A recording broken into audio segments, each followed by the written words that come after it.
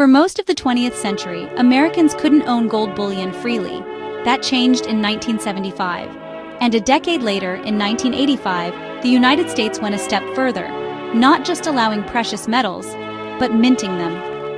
In 1933, Executive Order 6102 had banned private gold ownership, forcing Americans to turn in their coins and bullion to the government.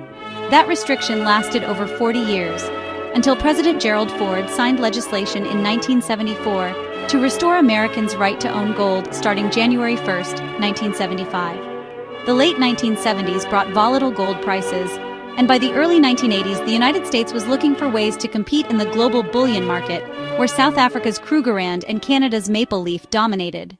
On December 17, 1985, President Ronald Reagan signed into law the Gold Bullion Act. This was more than a simple minting authorization. It was a strategic play. The Secretary shall mint and issue gold bullion coins, each containing 91.67% gold, 3% silver, and the remainder copper. The design chosen for these coins was no accident.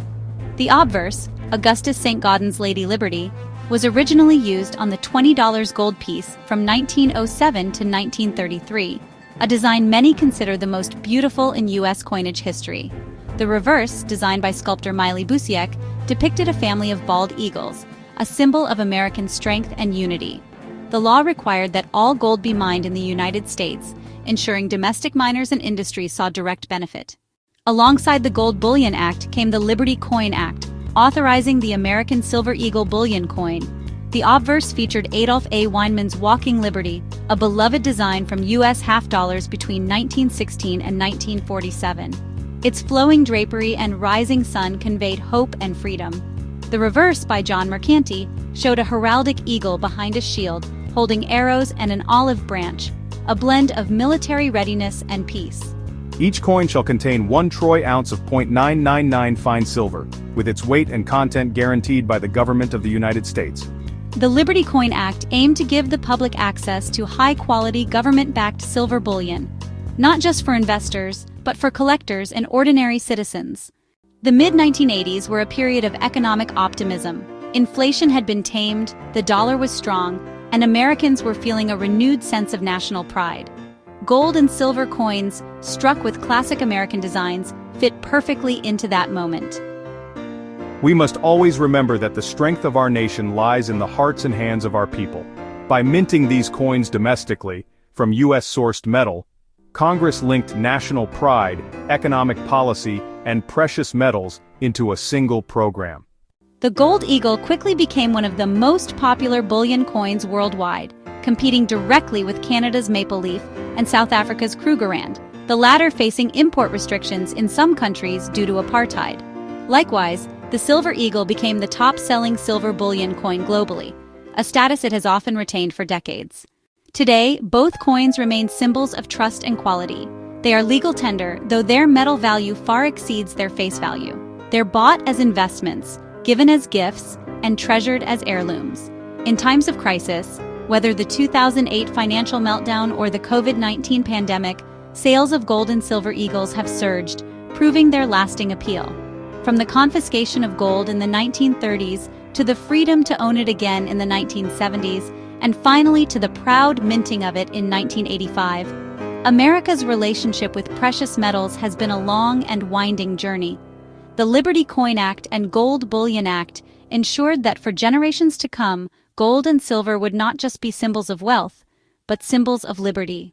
In 1985, 2 landmark bills changed how Americans held gold and silver forever. But before the first coin struck metal, lawmakers and the president spoke unmistakably about their vision. Here's what they said. President Reagan's public statement upon signing the Gold Bullion Coin Act captured the official intent. I have given my approval today to S-1639, the Gold Bullion Coin Act of 1985. Although I would have preferred that the Congress defer action, I support the principal objectives of this legislation. He referenced Executive Order 12532 from earlier that year and affirmed the importance of pushing the gold coin legislation forward. The text of the Gold Bullion Act itself spells out the structure and constraints of the program. The Secretary shall acquire gold for the coins, by purchase of gold mined from natural deposits in the United States. within 1 year after the month in which the ore was mined. The Secretary shall pay not more than the average world price.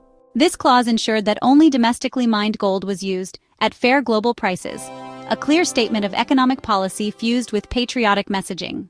Meanwhile, in the Senate, Senator James McClure introduced an amendment that became the Liberty Coin Act, sparking the creation of the Silver Eagle.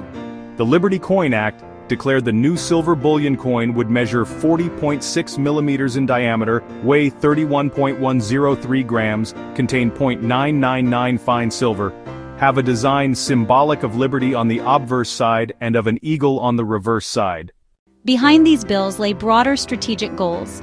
The Gold Bullion Act was partly a response to global shifts.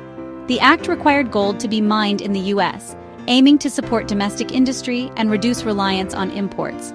The original impetus followed a drop in demand for South Africa's Krugerrand due to apartheid-era sanctions, offering the U.S. an opening to capture market share. As the final word, President Reagan's firm statement sums up the legislative journey. Although I would have preferred that the Congress defer action, I support the principal objectives of this legislation. Quotes from Congress and the Oval Office, rare echoes of the voices behind the coins.